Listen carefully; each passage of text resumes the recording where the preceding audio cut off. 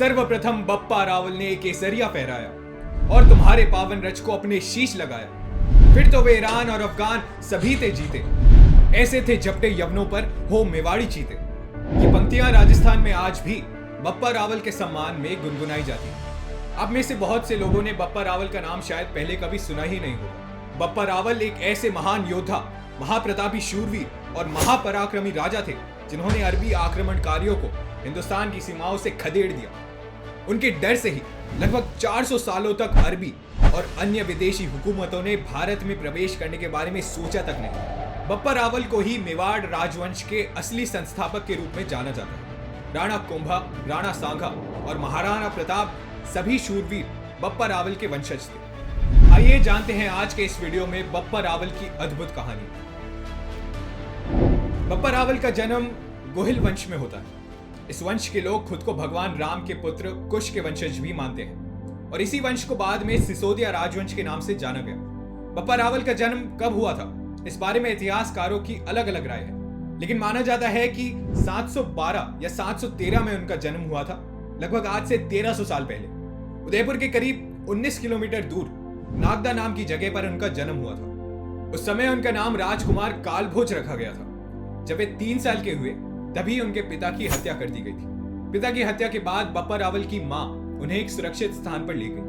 उन्होंने तारा नाम की एक ब्राह्मण महिला को अपने पुत्र की जिम्मेदारी सौंप दी और खुद सती हो गई। उस समय भारत में सती प्रथा काफी अधिक प्रचलित थी। बप्पा रावल ने अपना बचपन एक ब्राह्मण भील परिवार में गुजारा। वे गाय चराने का काम भी किया करते थे और एक दिन उन्होंने अपनी गाय का पीछा किया तो उन्होंने अपनी आंखों से जो देखा उसे देखकर वे हैरान रह गए। जंगल में एकलिंग जी शिवलिंग था और उसके ऊपर गाय के दूध की धार से अभिषेक हो रहा था। कुछ ही देर में उनकी मुलाकात इसी स्थान पर हारित ऋषि से हुई। कहा जाता है कि हारित ऋषि के आशीर्वाद से ही बप्पा रावल को इतनी शक्तियां मिल गई कि उन्होंने मेवाड़ राजवंश की स्थापना की और अरबों को भारत से बाहर भगाने में कामयाब हुए। इस घटना के बाद से एकलिंग जी महादेव में उनकी आस्था और बढ़ गई।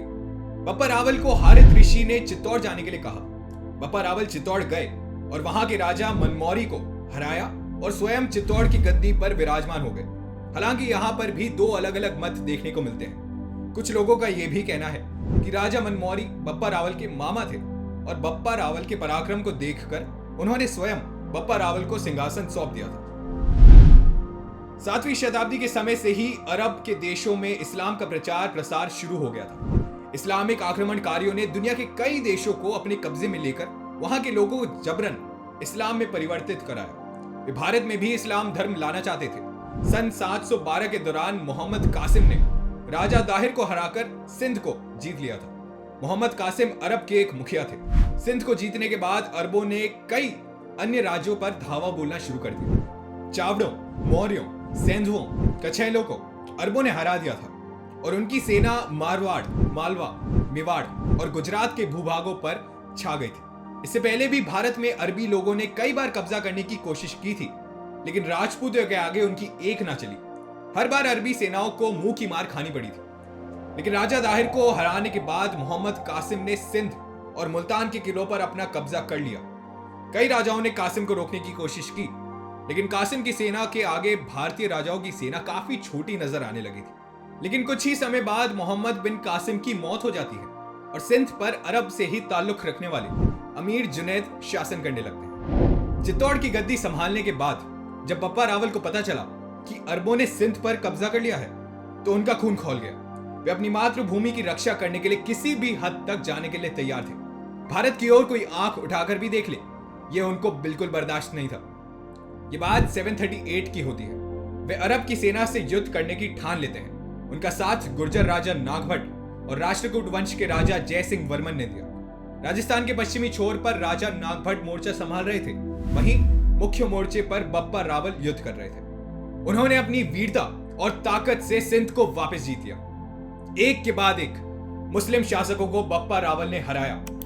इस युद्ध को इतिहास के पन्नों में बैटल ऑफ राजस्थान के नाम से जाना जाता है। यहाँ एक और बात जानकर आपको हैरानी होगी कि बप्पा रावल, नागभट्ट और जय सिंह वर्मन की सेना में कुल 5 से 6 हजार सैनिक थे और इनमें भी अधिकांश पैदल सैनिक थे।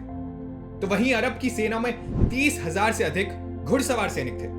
लेकिन फिर भी बप्पा की सेना का पलड़ा भारी नजर आया। युद्ध के मैदान में एक एक क्षत्रिय राजपूत 10-10 अरबी सैनिकों पर भारी पड़ रहा था।